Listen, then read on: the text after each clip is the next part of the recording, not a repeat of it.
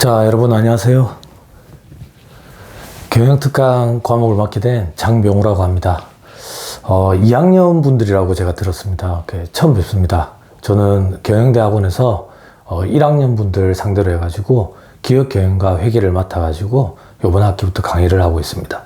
그래서 2학년 여러분들은 뵌 적이 없는데 첫 만남 자리 자체가 또 비대면이라 가지고 조금 아쉽습니다. 아쉽긴 한데 90분 동안 경영특강 주제를 해가지고 제가 생각한 주제로 여러분들이랑 생각하는 시간을 좀 가진다 이렇게 생각하시고 들어주셨으면 감사하겠습니다. 목차 한번 보시죠. 화면에 잘 잡혔으면 좋겠습니다. 네. 목차 보시면 사업자 유형 그리고 뭐 종합소득세, 법인세, 법인 전환 이렇게 돼 있는데 제가 현직 세무사로 있습니다. 현직 세무사로 있으면서 여기도 지금 수강생분들 중에 이제 회계사님, 세무사님들도 계신 걸로 제가 알고 있는데 실무 강의를 좀 많이 하고 있습니다. 그래서 실무 강의를 회계사님, 세무사님들 상대로도 실무 강의를 좀 하고 대부분은 회계사님들 혹은 세무사님들이 계시는 회계사무실의 직원분들, 회계사무실 직원분들을 상대로 법인 결산 조정 실무, 저희 종소세 실무, 연말정산 실무, 부가세 실무, 원천징수 실무, 이런 강의들을 쭉 해오고 있습니다. 강의한 지는 한 10년 정도 조금 더 된 것 같고요. 아무튼 제가 드리고 싶은 얘기는 그렇게 실무 강의를 하다 보면 가지각색의 질문들을 좀 받게 됩니다. 2학년 여러분들한테 경영특강이라는 주제로 강의 제의를 받아서 포커스를 어디에 잡을까라고 고민을 하던 중에 실무에 계시는 분들이 많이 궁금해 하시는 부분들, 그리고 현업에서 이제 사업을 하고 계시는 분들이 궁금해 하시는 부분들, 그런 것들 중에서 일부를 발췌를 해가지고 제가 좀 정리를 했습니다. 90분 동안 그런 주제를 가지고 얘기를 좀 드릴 건데, 잠깐만 보시면 사업자의 유형이 돼 있죠. 사업자의 유형에 개인과 법인의 차이를 가지고 포커스를 두고 얘기를 할 겁니다. 그런데 그 전에 이제 부가세법상 간이가세자가 어떤 사람들인지, 그래서 현업에서 어떤 궁금증들이 있는지 그런 것들 조금 얘기할 거고요. 그리고 개인기업과 법인기업의 차이를 중점적으로 보다 보니까 개인기업 입장에서는 이제 소득세법에 영향을 받죠. 소득세법에 따라 가지고 종합소득세 납세 의무를 가지게 되죠. 그래서 종합소득세에 대해서 개괄적으로 좀 살펴보고, 그리고 성실신고 확인제도라는 거, 이걸 좀 언급할 생각입니다. 그리고 법인세법, 법인기업 입장에서는 법인세법에 영향을 받는데 법인세법의 개괄적인 내용을 좀 보고, 그리고 법인을 운영을 할 때 유의사항에 대해서 몇 가지 토픽이 있습니다. 주제되는 부분들, 그런 부분들에 대해서 좀 살펴보고, 성실신고 제도, 확인제도 좀 살펴볼 거고요. 그리고 개인기업에서 어느 정도 규모가 커지다 보니까 세부담에 조금 부담을 느껴가지고, 부담감이 커져가지고 법인기업으로 전환하는 경우가 있습니다. 물론 세금 절세 차원에서만 법인기업으로 전환하는 경우는 제가 판단하기에는 그렇게 비율이 높지는 않을 겁니다. 다른 목적이 있기 때문에 법인으로 전환을 하는데, 아무튼 법인으로 전환하게 됐을 때 최근에 세무상 이슈가 되는 부분들, 그런 부분들을 조금 살펴보고 마무리할까 싶습니다. 자, 한번 시작해 보시죠.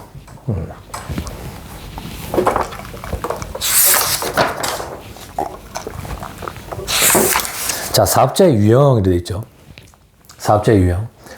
자, 사업자는 과세사업자와 면세사업자로 일단 우선적으로 구분이 됩니다. 그리고 과세사업자가 법인기업과 개인기업으로 구분이 되고요. 이제 개인이 이제 일반과세자와 간이과세자로 구분이 됩니다. 간단히 하나씩만 설명을 드리면, 이때 과세사업자와 면세사업자를 구분하는 근거는 이제 부가가치세법에 규정을 두고 있습니다. 지금 여기서 과세와 면세는 부가가치세가 과세가 되느냐, 부가가치세가 면세가 되느냐, 그걸 가지고 따지는 겁니다. 면세사업자라는 얘기는 부가가치세가 면세되는 물품들을 취급하는 사업자들. 근데 현업에서 많이들 착각을 하는 게, 부가가치세가 면세되는 물품을 취급하면 면세사업자다? 그러니까 나는 부가세가 면세되는 물품을 사가지고 들고 그걸 이용을 하면 면세사업자지 않을까라고 착각을 하시는 분들이 계시는데, 부가세법상 면세사업자는 부가가치세가 면세되는 그 물품을 공급하는 사람들을 얘기하는 거예요. 사오는 사람을 얘기하는 게 아니라, 물론 유통인 경우에는 사와가지고 그걸 그대로 또 공급하니까 면세사업자가 될 수가 있겠지만, 그런 걸 또 착각하시는 분들이 제법 많습니다. 아무튼 부가세가 면세되는 물품이라고 있습니다. 뭐 기초생활 필수 재화 영역에 해당돼 가지고 뭐 식용으로 제공되는 농축수 임산물이라든지, 혹은 국산인 비식용 농축수 임산물 뭐 이런 것들이 있습니다. 무, 배추, 양파, 감자, 상추, 쌀, 소금 뭐 이런 것들이 있어요. 네, 이런 것들이 있는데 그런 부분은 오늘 얘기할 내용이 아닙니다. 그래서 면세사업자는 신경을 안 쓸 거고요. 과세사업자 위주로 볼 겁니다. 그때 과세사업자는 이제 법인과 개인으로 나뉜다 그 얘기예요. 그때 개인은 일반과세자와 간이과세자로 나뉩니다. 그러면 간이과세자와 일반과세자는 어떻게 구분을 하느냐? 간이과세자가 아니면 다 일반과세자입니다. 그럼 간이과세자가 누군지 알면 되겠죠. 간이과세자는 부가가치세법에 직전연도 공급대가 합계액이 8천만 원에 미달하는 개인사업자를 얘기해요. 과거의 세법 규정에 대해서 조금 공부를 하신 분들은 기억이 나실지 모르겠는데, 과거에는 이 기준이 직전연도 공급대가 합계액이 4,800만 원 기준이었습니다. 4,800만 원 기준이었는데 이게 8천만 원으로 늘었어요. 그래서 국세청의 입장은 간이과세자라는 규정 자체가 납세자에게 혜택을 주는 규정이라고 판단하고 있어요. 그래서 그 간이과세자의 범위를 폭을 넓혀준 거죠. 근데 실무에서 일을 하다 보면 처음에 신규로 사업을 할 때 규모가 얼마 되지 않으니까 간이과세자로 시작하는 게 훨씬 더 유리하지 않겠냐라고 판단하시는 분들이 계시지만, 간이과세자가 무조건 다 유리한 건 아닙니다.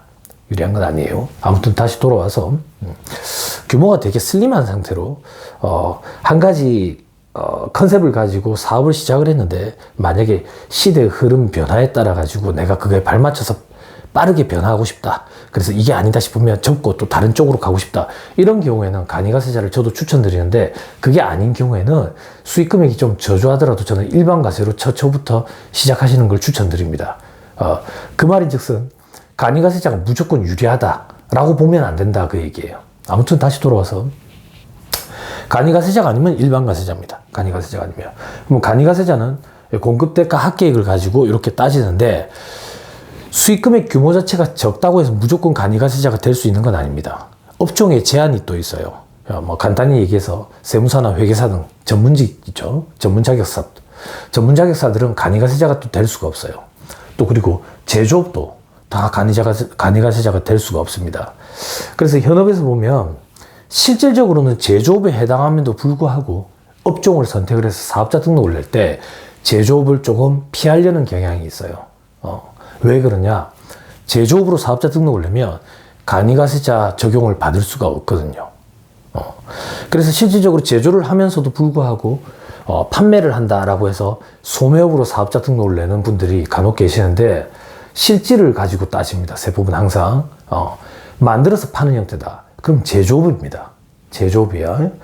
만드는 거 외주를 줬는데요. 그것도 제조업입니다. 그것도 제조업.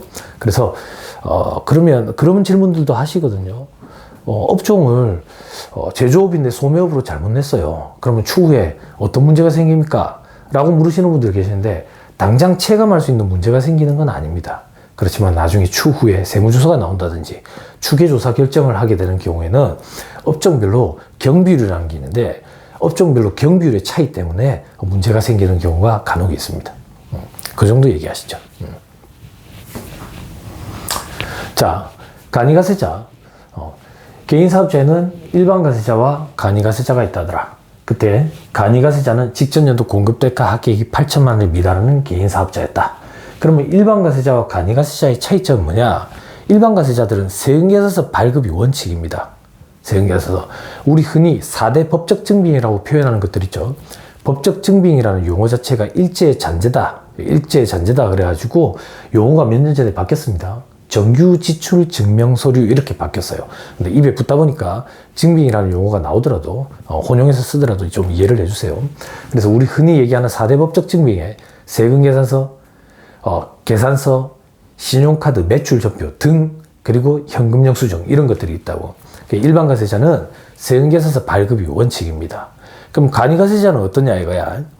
우리가 과거의 간이과세자는 직전연도 공급대가 합계액이 4,800만 원에 미달하는 개인사업자였는데, 그 당시에는 간이과세자는 세금계산서 발급이 금지되어 있었어요. 세형계에서 발급 자체를 못한다고. 그래서 제가 아까 그 얘기 잠깐만 말씀드렸죠. 간이가세자가 무조건 유리한 건 아니다. 그런 이유도 있는 거예요. 어떤 이유? 세형계사설을 제가 발급을 못하는 간이가세자면 거래 상대방이 저랑 거래하는 걸 꺼려하는 경향이 생길 수가 있어요. 저랑 거래하는 업체가 만약에 저희 관공서라든지 혹은 법인이다. 그러면 법적 증빙을 수취하고 싶어 하는데 간이가세자다 보니까 제가 세형계에서 발급을 못하는 거야. 그래서 저랑 거래를 꺼려하고 저는 거래가 단절될 우려가 생기는 거죠. 그래서 물론 세법에 간이가세를 포기하고 일반가세로 돌아갈 수 있는 간이가세 포기라는 제도가 있긴 합니다. 아무튼 과거에는 그랬는데 세법이 간이가세자의 기준을 직전년도 공급대가 합계 8천만 원으로 늘려주면서 이제는 간이가세자도 세형계에서 발급을 원칙으로 한다. 이렇게 개정이 돼버렸어요. 그래서 이제는 간이가세자도 세형계에서 발급을 원칙으로 합니다. 다만 직전년도 공급대가 합격이 4,800만 원에 미달하는 사업자들은 세형계에서 발급을 못합니다. 됐죠? 그럼 과거랑 같네. 간이가세자 혜택을 8천만 원까지 늘려줬지만 과거랑 같이 4,800만 원이 미달하는 사람들은 과거와 마찬가지로 세형계에서 발급을 못하는구나. 그러면 이제 간이가세자들은 세형계에서 발급이 원칙이긴 하지만 4,800만 원에 미달하는 사람들은 여전히 세형계에서 발급을 못한다. 이렇게 기억하시면 될 것 같아요. 됐죠? 자, 넘어갑니다. 자, 그럼 간이가세자는 왜 국세청에서 혜택이 있다라고 판단을 하느냐? 일반 가세자들은 부가세 납부세액을 계산할 때 매출세액에서 매입세액을 차감합니다. 그리고 여러분들 학부 시절에 세법 개론에 대해서 공부를 다 하셨을 거라고 판단이 됩니다. 부가가치세법은 우리나라 부가가치 제도는 전단계 세액공제법에 입각해서 매입세액을 공제해 줄 때 세금계산서로 확인이 되는 매입세액만 공제가 되죠. 그죠? 근데 간이가세자는 납부세액이 매출세액에서 매입세액을 차감하면서 납부세액을 계산하는 게 아니라 공급대가, 수익금액이라고 생각하시면 편합니다. 부가세를 포함한 금액. 거기에 업종별 부가가치율이라는 걸 곱하고 10%를 곱해요. 이 업종별 부가가치율이라는 게 국세청의 수십 년간 누적된 데이터에 따라서 이러이러한 업종은 100원을 벌면 지 주머니에 30원, 40원이 남더라. 그때 30%, 40%. 이걸 부가가치율이라고 합니다. 그래서 그 부가가치율을 바로 곱한다는 얘기는 결국 매입 증빙이 없더라도 그만큼 매입액을 인정해 주겠다는 얘기예요. 그래서 어떻게 보면 큰 혜택일 수도 있는 거죠. 그죠? 일반 가세자처럼 그런 증빙을 따박따박 모아가지고 입증할 필요도 없는 거예요. 됐죠? 그래서 간이가세자들은 납부세액 계산할 때 매출세액에서 매입세액을 차감하는 게 아니라 공급대가에 바로 업종별 부가가치율이라는 걸 곱한다더라. 그리고 신고 절차는 일반 가세자들은 예정신고와 확정신고를 거치죠. 들어보셨죠? 물론 개인 사업자들은 예정신고를 안 하고 예정고지를 합니다. 물론 예정신고를 할 수 있는 경우도 있긴 해요. 그렇지만 일반적으로 개인 사업자들은 예정고지가 이루어지고 확정신고만 하게 됩니다. 그럼 간이가세자들은 어떻게 되는데? 간이가세자들은 과세기간이 1월 1일부터 12월 31일까지 1년이 과세기간이죠. 그걸 다음 달 25일, 1월 25일까지 확정신고 한 번으로 끝이 납니다. 그러면 일반 개인 사업자들처럼 예정고지 제도는 없느냐? 간이가세자도 똑같이 예정고지 제도가 있습니다. 반년치 걸 가지고. 그런데 세법 조문에 간이가세자들은 예정고지라는 표현 대신에 예정부과라는 표현을 쓰고 있어요. 그래서 예정부과를 하고 확정신고를 하게 됩니다. 그리고 참고삼아 밑에 업종별 부가가치율이라는 거는 수십 년간 누적된 데이터에 따라서 바뀔 수도 있습니다. 바뀔 수도 있고 업종별로 부가가치율을 이렇게 적용한다더라. 그리고 아까 간이가세자는 수익금액이 적을 때뿐만 아니라 배제 업종도 있다더라. 도매업이라든지 제조업이라든지 부동산 매매업, 부동산 임대업은 또 지역별로 다릅니다.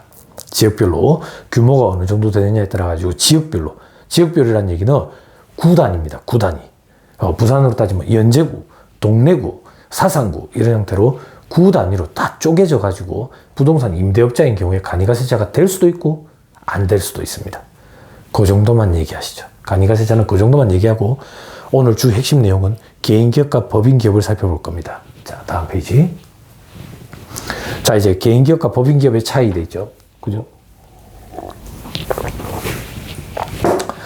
자, 개인기업과 법인기업을 구분하는 이유는 뭐냐? 그냥 간단히 이렇게 생각하시면 됩니다. 어느 법에 근거해 가지고 과세를 할 거냐 이거예요. 개인기업이면 소득세법에 근거해서 과세를 할 거다. 법인기업이면 법인세법에 근거해서 과세를 할 거다 그 얘기예요. 그럼 어떤 차이가 있는데, 개인은 총수익금액에서 필요경비라는 걸 차감한 게 과세소득이 돼요. 조금 있다가 종합소득세 계산 구조를 간단히 살펴볼 겁니다. 지금은 간략히만 보시고요. 법인은 입금에서 송금이라는 걸 차감하죠. 여러분들 세법 개론 시간에 강론에 대해서 뭐 심도 있게 안 배웠더라도 세법 개론 시간에 법, 소, 부가 주요 3법에 대해서는 어느 정도 공부를 하셨다고 판단이 됩니다. 자, 그리고 개인은 과세 범위에 소득 원천설, 열거주의 과세 원칙에 입각해 있다. 법인은 순자산 증가설, 포괄주의 과세 원칙에 입각해 있다. 요것도 조금 있다가 법인세, 소득세법 할 때 얘기를 드릴 거예요. 자, 세율 구조는 개인의 경우에는 6%에서 45%까지 8단계 초과 누진 세율입니다. 6, 15, 24, 35, 38, 40, 42, 45% 구간이 있어요. 올해 지금 강의를 촬영하고 있는 2023년 기준으로 세법이 개정이 이루어져 가지고 소득세율에 율은 그대로인데 율을 적용하는 구간이 좀 달라졌어요. 6%를 적용하는 구간이 과거 작년까지는 1200까지였는데 올해부터는 1400. 그리고 15% 구간은 작년까지는 8800이었는데 4800이었는데 이번에는 5000. 이런 식으로 구간이 조금씩 변경이 있습니다. 조금 이따가 초과 누진 세율도 보여드릴게요. 자, 그리고 법인세법도 올해 세율의 개정이 있었어요. 경기가 너무 안 좋다 보니까 우리나라 기업체들의 세제 혜택을 주기 위해서 여당과 야당 쪽에서 충돌이 좀 있었죠. 여당 쪽에서는 법인세 세율을 인하하자. 야당 쪽에서는 법인세 세율을 인하하게 되면 부자 감세 효과밖에 더 있느냐. 이래가지고 충돌이 있었는데 아무튼 변경이 있는데 1%씩 줄었습니다. 그래서 작년까지 법인세 세율은 10, 20, 22, 25% 구간이었는데 올해는 9, 19, 21, 24 이래요. 1%씩 줄었어요. 1%씩. 구간은 그대로입니다. 구간은 그대로예요. 뭐 2억, 200억, 3천억 구간은 그대로예요. 자, 그러면 개인기업과 법인기업은 어떤 차이가 있느냐? 잠깐만 보세요. 개인기업은 사업자 등록만으로 사업 개시가 가능한데 법인기업은 법인 설립 등기라는 절차를 밟쳐야 된다. 그리고 개인기업은 기업 이윤의 전부를 기업주가 독점 가능한데 법인은 그게 좀 힘들다더라. 월급으로 받아가야 돼. 혹은 지분에 따른 배당으로 받아가야 된다고. 이게 가장 큰 차이점이에요. 자, 일단 조금 더 보고 개인기업인 경우에는 대표자가 바뀌는 경우에는 폐업을 하고 신규로 사업자 등록을 해야 되는데 법인기업에는 대표자가 바뀌면 월급쟁이가 바뀐다 이렇게 생각하면 돼요. 자리를 교체하게 되는 거다. 됐죠? 자, 오늘 저랑 90분 동안 강의를 하면서 이루어지는 모든 내용의 포커스는 개인기업과 법인기업에서 발생하는 이슈들이에요. 그래서 제가 극단적으로 가정을 좀 할게요. 여러분들이 한눈에 한 번에 감이 탁 올 수 있게끔. 개인과 법인의 가장 큰 차이점은 뭐냐? 제가 농을 섞어서 조금 과장을 해서 표현을 할게요.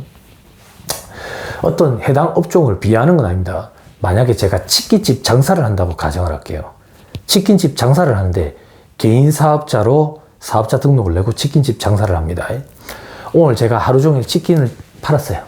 장사를 해가지고 치킨을 팔아가지고 치킨 판 대금 매출이라고 그냥 간단히 생각합시다. 매출액이 있고 거기서 내가 자재값 들어간 거 있고 재료비 들어간 거 있고 경비 쓴 거 있고 아무튼 그런 걸 다 차감해가지고 순수하게 내 주머니에 남은 소득이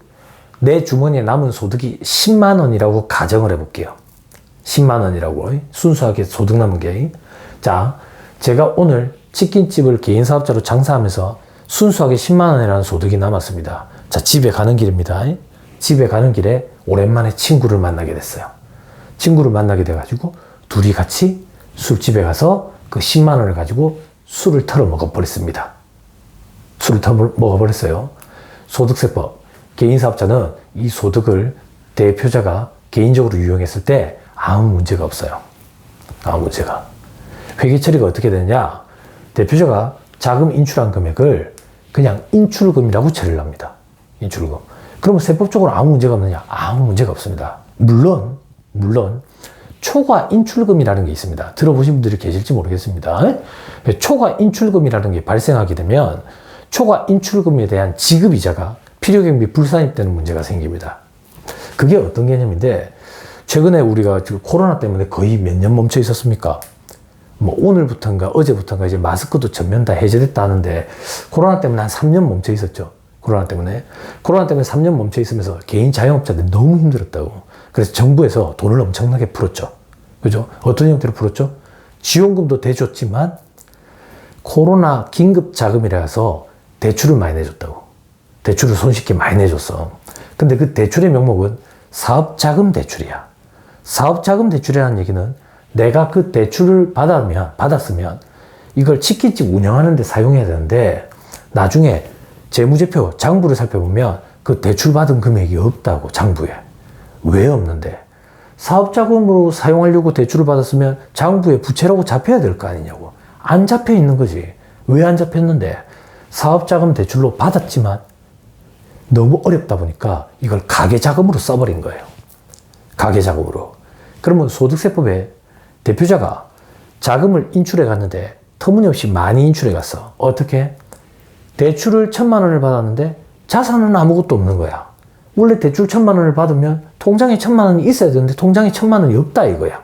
왜 없는데? 개인 가계자금으로 이용해서 써버린 거지.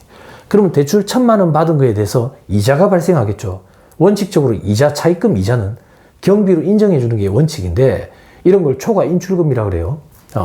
초과 인출금에 대한 이 차입금 이자는 필요경비에 산입을 안 시켜주는 소득세법의 규정이 있습니다. 그걸 제외하고는 대표자의 자금 인출은 그냥 인출금으로 처리하고 아무 세법상 제재가 없어요. 됐죠? 자, 이제 법인 기업 얘기를 해볼게요. 다시 가정합니다. 제가 치킨집 장사를 하는데 법인 형태로 사업자를 내고 법인 형태로 장사를 하고, 저는 그 법인의 대표이사입니다. 오늘 우리 법인이 장사를 해가지고 매출액에서 경비 쓴 거 다 차감하고 나니까 법인의 순소득이 10만 원이 남은 거라. 10만 원이 남았는데 대표이사가 집에 가는 길에 친구를 만나가지고 그 10만 원 법인의 소득을 가지고 친구랑 술 털어 넣어버리면 법인세법은 어떻게 처리하느냐? 법인이라는 하나의 인격체가 대표이사라는 하나의 인격체한테 10만 원이라는 돈을 빌려준 걸로 처리가 됩니다.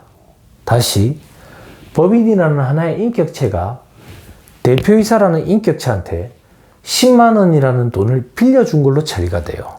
이걸 세법용어로 특수관계인에 대한 업무무관 가지급금이라고 표현합니다.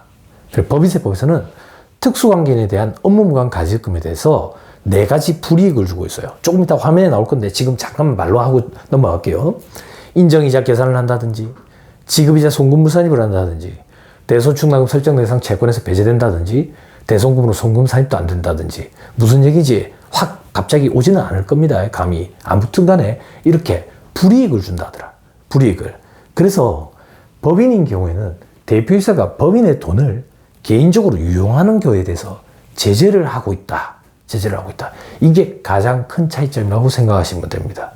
그래서 실질적으로 현업에 보면 개인 사업으로 운영을 하시면서 종합소득세가 굉장히 많이 나와. 몇 억씩 나온다고. 그럼에도 불구하고 법인으로 바꾸면 세금이 갑자기 확 더 줄어듦에도 불구하고 법인으로 바꾸지 않고 개인 사업으로 계속 유지하시는 분들은 자금 유용, 융통성 있게 자금을 운용할 수 있는 그 메리트가 그 돈 값어치보다 훨씬 더 크다라고 판단하셨기 때문에 그대로 개인기업으로 있는 거예요. 개인기업으로. 됐나요? 됐죠? 실질적으로 그런 경우들이 제법 있습니다. 간단한 예를 하나 들어드리면, 과거에 제가 몸담았던 조직에서, 법인에서는 관리했던 업체 중에 이제 부동산 임대업을 하시는 개인 사업자분이 계셨어요. 물론 이제 요즘 꼬마 빌딩 그런 얘기 하죠. 과거에는 그런 얘기가 그런 용어가 없었을 때, 이분이 14층짜리 메디컬 전문 빌딩을 운영을 하면서 임대 보증금만 40억 정도 되고 월세 수입만 한 3억 5천에서 4억 정도 돼요. 그래서 이분이 종소세가 한 3억에서 4억 정도 되거든요. 그런데 법인으로 전환을 하면 훨씬 더 세부담이 줄어듦에도 불구하고 개인적으로 자금 운용하는 데 있어서 자유롭게 하고 싶은 거지.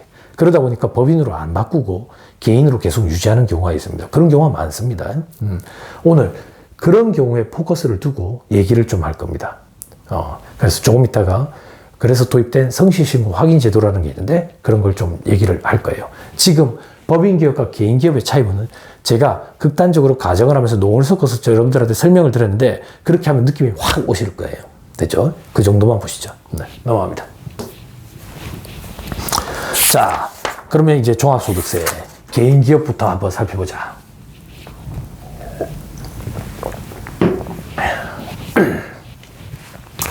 자, 종합소득세 개요로 되어 있죠. 종합소득세 개요. 개인의 여러 가지 경제활동을 통해서 얻는 소득에 대해서 내는 세금이 종합소득세다. 자, 과세대상 소득이 되어 있죠. 앞에서 제가 그 얘기 건너뛰었어요. 뒤에서 할 거라고. 소득세법은 소득원천설, 열거주의 과세원칙에 입각해 있다라고 표현을 했었죠. 자, 그 얘기를 잠깐만 설명을 드릴게요. 소득세법은 소득원천설, 모든 소득에 대해서 과세를 하는 게 아니라 원천이 되는 소득에 대해서만 과세를 하겠다. 이게 소득원천설이다. 이렇게 생각하시면 돼요. 그러면 원천이 되는 소득은 도대체 뭔데?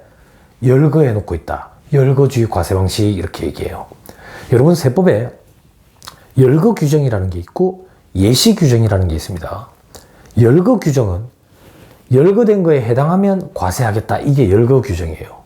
예시 규정은 여기에 나열한 건 일부 예에 불과할 뿐이고 성격상 본질이 동일하다고 판단되면 그것도 과세하겠다. 이게 예시 규정입니다. 다시 돌아와서 소득세법은 열거주의 과세 원칙에 입각해 있다. 원천이 되는 그 소득을 열거해 놓고 있다. 그 얘기예요. 그 열거해 놓은 소득이 어떤 것들이 있는데 뒷페이지 잠깐만 보고 올까요? 이자, 배당, 사업, 근로, 연금, 기타, 그리고 앞에 퇴직, 양도 이렇게 소득들을 열거해 놓고 있어요. 이자, 배당, 사업, 근로, 연금, 기타, 퇴직, 양도 소득에 대해서 과세를 한다고. 그러면 여기에 열거되어 있지 않은 소득은 과세를 안 하느냐? 과세를 안 합니다. 과세 제외입니다. 간단한 예를 들면 우리 개인들이 주식 거래를 하죠. 주식 거래를 했을 때 차익이 생기는 거 소득세법상 열거되어 있지 않습니다. 그래서 과세를 안 해요. 개인들이 주식 거래하면 세금 내는 것 같은데 증권거래세는 수수료라고 생각하셔야 돼요. 수수료. 그래서 소득세가 나오는 게 아닙니다. 또 어떤 것들이 있는데 또 어떤 것들 뭐 얘기하면 될까? 개인 사업자들이 사업용 유용 고정자산을 처분했을 때 처분 손익에 대해서 열거되어 있지 않기 때문에 과세를 안 합니다. 내가 사업을 하는데 제조업을 하는데 기계장치를 쓰고 있어서 이 기계장치를 팔아쳐가지고 처분이익이 생겼다고. 그런데 과세 안 한다 그 얘기예요. 물론 몇 년 전에 세법이 개정이 이루어져 가지고 복식부기 의무자인 경우에는 과세를 합니다. 그럼 다시 돌려 얘기하면 간편장부 대상자면 과세를 안 한다 그 얘기예요. 왜 과세 안 하는데? 열거되어 있지 않기 때문에 과세를 안 한다. 그게 열거주의입니다. 열거주의. 됐죠? 법인세법은 조금 이따가 또 설명을 할게요. 다시 돌아오자. 자, 그래서 소득세법은 그 열거된 소득 중에 이자, 배당, 사업, 근로, 연금, 기타 소득은 합산해가지고 같이 과세를 합니다. 여러 개를 합산해서 같이 과세하네. 그래서 종합소득 이렇게 표현해요. 이 종합소득에 이자, 배당, 사업, 근로, 연금, 기타 소득이 있는 거예요. 이것 말고 퇴직소득. 우리가 퇴직했을 때 퇴직금 받는 거 있죠. 그것도 소득세 낸다 그 얘기예요. 그리고 양도소득. 우리가 양도소득세 과세대상 물건이라고 그럽니다. 그걸 양도를 했을 때 양도 차익이 생기면 과세를 합니다. 간단히 그냥 소개만 드릴게요. 양도소득세 강의를 할 게 아니니까 양도소득세 과세대상 물건에는 뭐 이런 것들이 있어요. 토지, 건물, 여기는 이제 집도 포함이 되는 거예요. 아파트 이런 것들. 그리고 부동산을 취득할 수 있는 권리, 분양권 이런 것들, 조합원 입주권 이런 것들. 또 특정 시설물 이용권, 골프 회원권이라든지 콘도 이용권 이런 것들. 그리고 주식이 있어요. 여기서 말하는 주식은 우리 개인 투자자들이 주식 거래하는 거 말고 대주주 양도분, 장외시장 거래분. 여러분 혹시 KOTC 시장 이런 거 들어보셨는지 모르겠어요. 그런 장외시장 거래분. 그리고 비상장 주식이라고 표현하는 거 있죠. 그죠? 이런 것들을 거래했을 때 양도소득세 과세가 됩니다. 또 어떤 것들이 있는데 신탁 수익권이라는 것도 있고요. 그리고 파생상품 이런 것도 있어요. 아무튼 그런 것들을 양도소득세 과세 대상 물건들을 양도했을 때 양도 차익이 생기면, 소득이 생기면 과세를 합니다. 그게 양도소득세예요. 양도소득세. 그러면 종합소득은 이자, 배당, 사업, 근로, 연금, 기타 소득을 합산하는데 왜 퇴직이랑 양도소득은 합산하지 않느냐 이 얘기예요. 성격이 좀 다른 거죠. 어떻게 성격이 다른데? 이자, 배당, 사업, 근로, 연금, 기타 소득은 매년 발생할 가능성이 있는 소득들인데 불구하고 퇴직소득과 양도소득은 수십 년간 누적된 소득이 한 번에 빵 터지는 거거든. 그래서 이런 걸 소련 말로 결집효과 이렇게 표현합니다. 결집효과. 그래서 그런 결집효과를 완화해주기 위해서 소득세법에 각종 다양한 공제 혜택이 많아요. 그냥 여러분들이 이렇게 생각하시면 편해요. 종합소득이랑 퇴직소득이랑 양도소득이랑 세금 계산하는 산식이 다르구나. 그래서 구분하는구나. 이렇게 생각하시면 도리어 편할 수도 있습니다. 됐죠? 아무튼 우리는 우리의 주 포커스가 되는 건 종합소득세니까 종합소득만 가지고 얘기를 할 겁니다. 자, 신고납부. 종소세 신고납부는 언제까지 하는데 종소세 신고 기한은 무조건, 과세 기간은 무조건 1월 1일부터 12월 31일까지입니다. 중간에 내가 직장을 몇 번 옮겼든 상관이 없습니다. 사업을 몇 번 바꿨든 상관이 없고 1월 1일부터 12월 31일까지 내가 벌어들인 소득에 대해서 다음 연도 5월 말까지 종소세 확정 신고를 하게 됩니다. 5월 31일까지.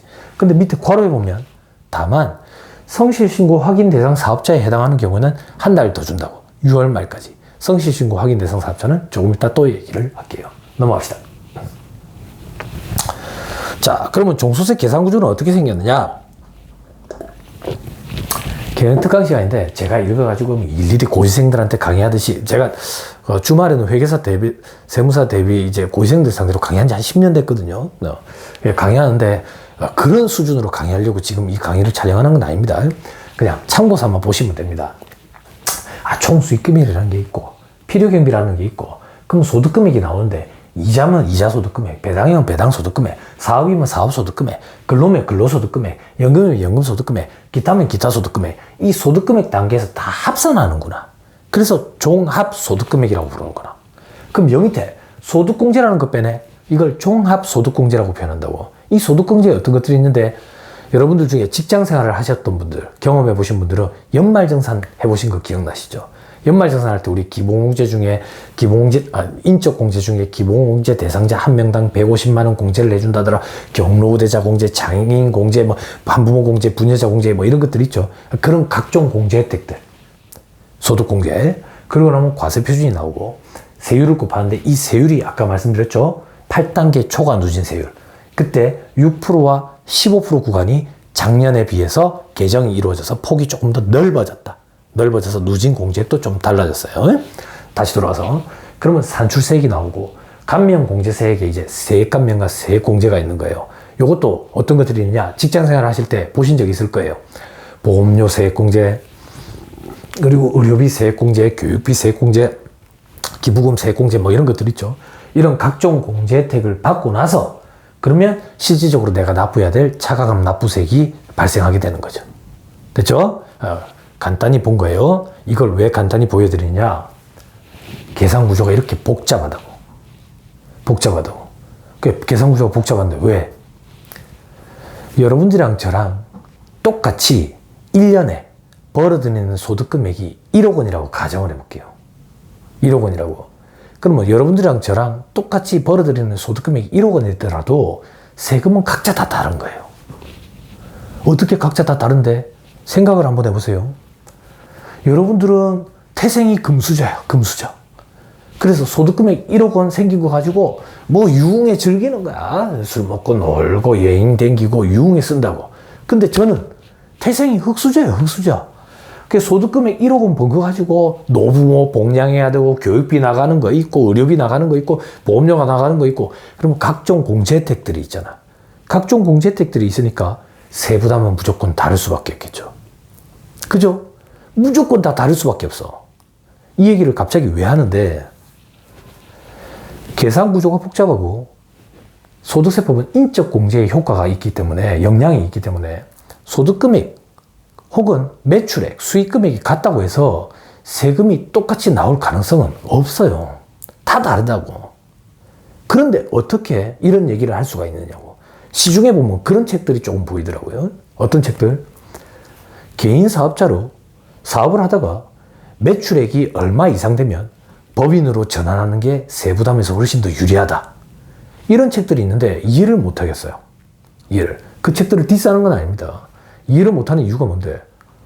아니 1억을 벌었는데도 내가 6억으로 쓰는 돈이 없을 수도 있고 3천만 원을 벌었는데도 나는 그 3천만 원 호를 단신이라 가지고 내 앞으로 다 쓰고 그러면 세부담이 역전될 수도 있거든. 근데 어떻게 수익 금액을 1억이면 1억, 2억이면 2억 일률적으로 딱 정해놔 놓고 이걸 넘어서면 세부담이 법인으로 바꾸는 게 유리하다. 이런 일은 있을 수가 없어요. 그죠? 그래서 현업에서 저도 일을 해보면 사업주분들이 그런 거 많이 물어보시거든요. 세무사님, 매출액, 수익 금액이 어느 정도 이상이 되면 법인으로 바꾸는 게 유리합니까? 아무도 몰라요. 아무도 모른다고. 그리고 해마다 또 다르고. 그럼 현업에서는 어떻게 이루어집니까? 어떻게? 제가 어떤 개인 사업자를 수임을 해가지고 장부를 몇 년째 봐주고 있다고. 예를 들어서 3년에서 4년, 뭐 5년 이렇게 보고 있다고. 그런데 해마다 급성장을 하고 있어.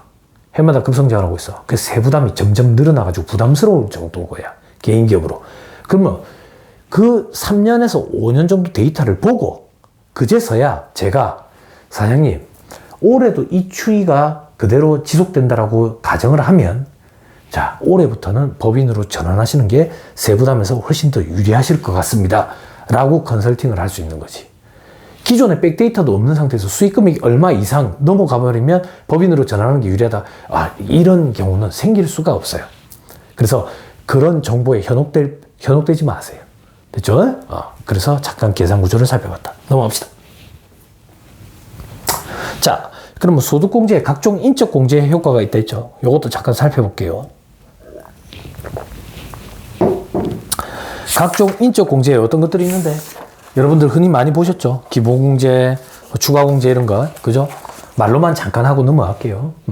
기본공제 대상자, 나이 요건과 소득금액 요건이 있죠. 나 같은 경우에는 나이 요건, 소득금액 요건 이런 거 필요 없이 소득공제액으로 150만 원 공제해주고 배우자는 나이 요건 필요 없고 소득금액 요건만 갖추면 되고 그럼 여기서 말하는 소득금액 요건은 어떻게 되는데 소득이 아니라 소득금액이거든. 필요경비까지 차감한 후의 금액이 100만 원 이하란 얘기고 이때 이 소득금액은 종합소득금액, 퇴직소득금액, 양도소득금액을 합산해가지고 100만 원 이하여야지. 그죠? 그랬을 때 기본공제로 150만 원 공제를 받을 수 있고 직계존속은 제위로입니다.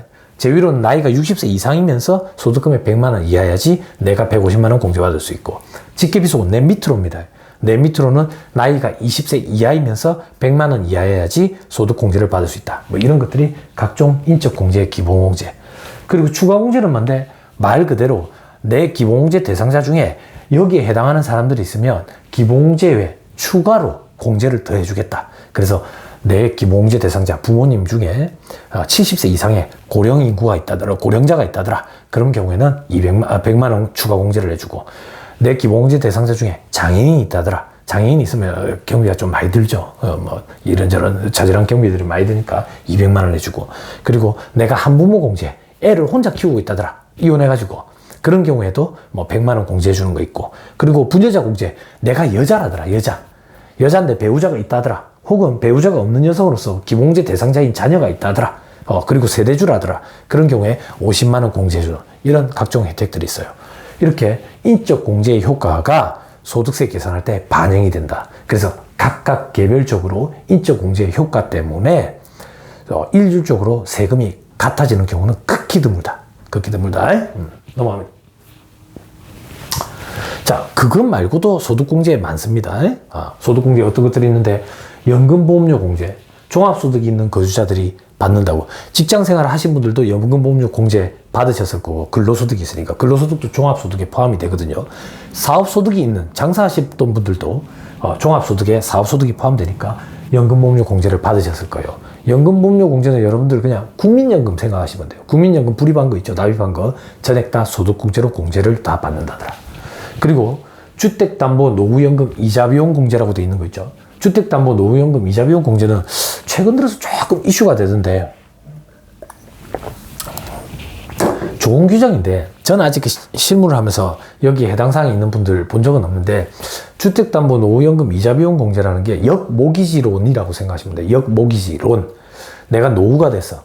노후가 됐는데 이걸 어떻게 자식들이 자리를 못 잡아가지고 자리 잡을 때까지 이것들 막 돈 갖다 대줬어. 그 자리 잡고 나니까 이제 나이가 들어가지고 시집장가 가야 될 나이인데 저거가 모아놓은 돈이 어딨어. 근데 뭐 짝을 하나 구해왔다고 사랑한다고 결혼하고 싶다는데 어쩌겠어. 결혼을 시켜줘야지. 무슨 돈으로 시켜준대? 내 노후자금을 빼가지고 결혼을 시켜주지. 그럼 내 노후자금을 빼가지고 결혼을 시켜줬으면 나는 이제 노후자금이 없지. 그럼 자식이 내를 모시고 살아야 될 거 아니야. 근데 자식이랑 같이 안 살지. 왜? 나도 자식이랑 살기 싫지. 부담스럽고 불편하니까. 그럼 어떡해? 동고동량해주는 자식도 없고 문제가 생기는 거지. 그럼 내가 그때 돼가지고 내 재산이라고는 뭐 있는데 살고 있는 이 집 하나밖에 없거든. 그럼 이 집을 팔고 나면 나는 여관방에서 살아야 된다고. 그런 경우에 이 집을 은행에 담보로 맡기는 거예요. 은행에 담보로 맡기면 은행에서 이 집을 감정을 해요. 감정을 해요. 얼마 정도 값어치가 되겠다. 그리고 은행에서 저도 감정을 해요. 몇 살까지 살겠다. 이렇게. 그래가지고 매월 월급 형태로 얼마씩 줍니다. 그래 놓고 내가 80이 넘었다. 그럼 은행에서 착각한 거예요. 80 되기 전에 죽을 줄 알았는데 80이 넘었는데도 살고 있네. 한번 정산이 이루어지죠. 한번 정산이 이루어지고 그런 형태로 나중에 제가 죽고 나면 정산을 해가지고 차액 붙는 자식들한테 상속이 된다든지 그렇게 절차가 이루어지는 게 주택담보노후연금이라는 거예요. 역모기지론이라고 표현해요. 아무튼 이런 이자 비용 공제해주는 소득공제 혜택도 있다더라. 아마 저희 세대가 노후 고령층이 돼가지고 노후를 준비해야 되는 시대가 되면 이게 되게 활성화되지 않을까라는 예상을 좀 해봅니다. 아무튼 다시 돌아와서 자, 보험료 공제. 이 보험료 공제는 여러분들 직장 생활 하실 때 각종 보험 낸 거 있죠. 그죠? 보장성 보험. 간단히 예를 들면 자동차 보험 이런 거. 그런 거 얘기하는 거 아닙니다. 이 보험료 공제는 4대 보험 얘기하는 거예요. 4대 보험 중에 우리 아까 국민연금 제외하고 나머지 건강보험, 고용보험, 장기요양보험 이런 것들을 소득공제로 차감해준다. 그런데 이런 것들은 근로소득자들만 돼요. 근로소득자들. 그럼 사업소득자들은 어떤데? 사업소득자들은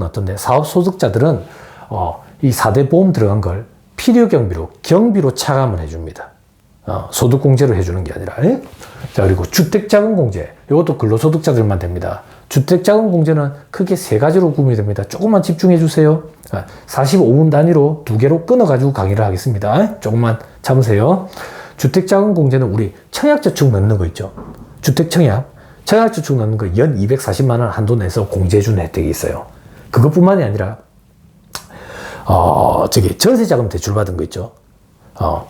주택 임차 차입금 원리금 상환액 공제 이렇게 표현합니다. 그 전세자금 대출받은 거에 대해서 원리금, 원금, 리금, 이자, 원금과 이자 상환한 것 중에 일정 부분을 소득공제를 해줍니다. 마지막 하나, 장기주택 저당 차입금, 이자 상환액 공제. 이거는 뭔데? 집을 구입하는 거지.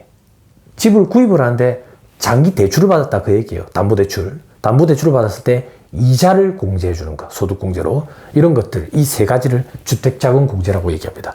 근로소득자들만 해줍니다. 근로소득자들만. 그리고 마지막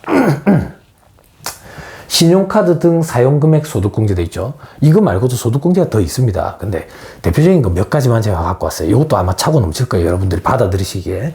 신용카드 등 사용금액 소득공제는 이제 근로소득자들만 해주죠. 근로소득자들 신용카드, 매출전표, 직불카드, 영수증, 현금 영수증 이런 것들을 사용을 했을 때 요거에 대해서 일정 비율만큼 소득공제를 해주는 형태죠.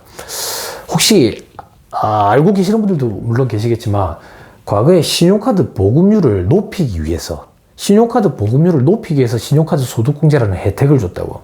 그럼 신용카드 보급률을 왜 높이려고 그랬는데? 잘 보세요.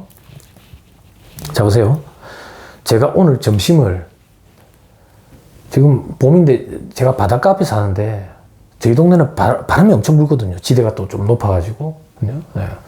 뭐 오늘 같이 바람 끝이 쌀쌀한 날에는 순두부가 좀 먹고 보고 싶다고. 순두부찌개를 먹으러 갑니다. 순두부찌개를 먹었어요. 순두부찌개를 먹고 계산을 할 거예요. 근데 사장님이 할머니예요. 할머니 계산이요. 5,000원 이라는 거야. 할머니 여기요 카드요. 카드 안 되는데 삼촌아.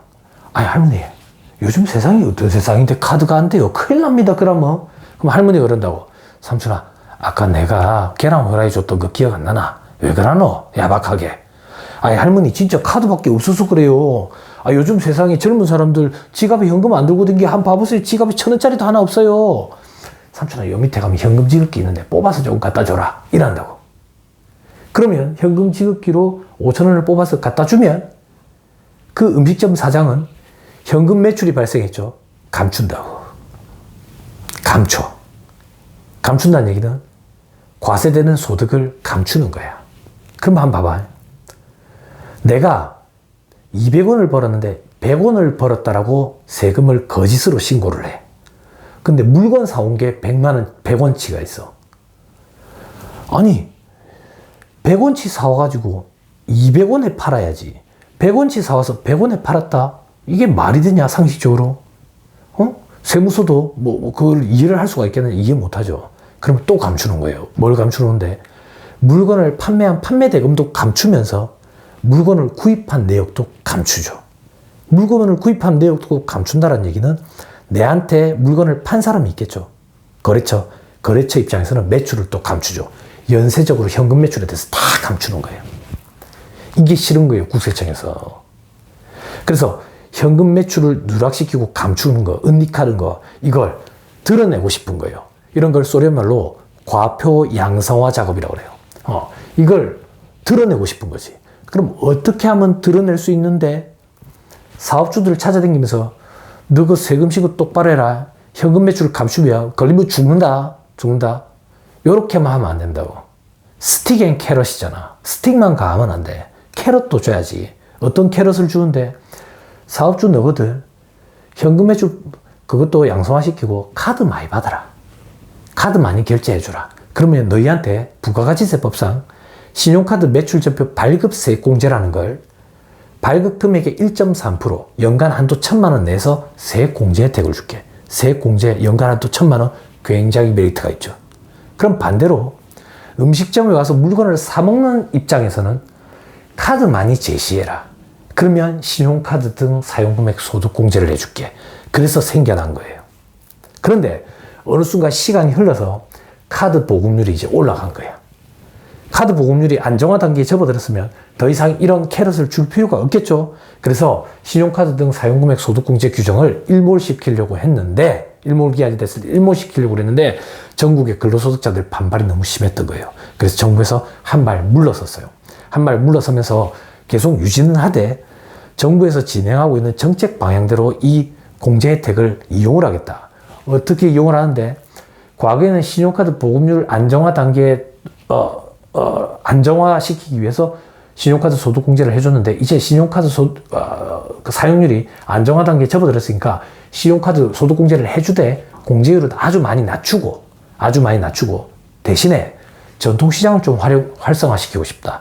전통시장 사용분에서 소득공제 40% 해줄게. 40%. 또 대중교통 좀 이용해라. 대중교통 사용분에 대해서도 40% 해줄게. 또 작년에 들어온 것 중에 좀 독특한 게 있었어요. 도서, 신문, 책 좀 보라고 얘기야. 책 구매한 거 카드 쓰면은 공제해줄게. 30%. 이런 식으로 이용하고 있어요. 그래서 제 개인적인 판단인데, 직장인들 반발이 심하기 때문에 신용카드 등 사용금액 소득공제는 앞으로도 없어지지 않을 것 같고, 정부에서 지금처럼 정부 정책 방향대로 그런 보완하는 형태의 세제 형태의 세금 특례를 주는 그런 정책의 일환으로 해서 계속 하지 않을까 싶어요. 그죠? 자, 그 정도 얘기하시죠. 이 정도만 얘기했는데도 시간이 많이 갔네요. 중간에 한번 쉬었다가 다시 세액공제 파트부터 얘기를 좀 하시죠. 쉬었다가 하겠습니다.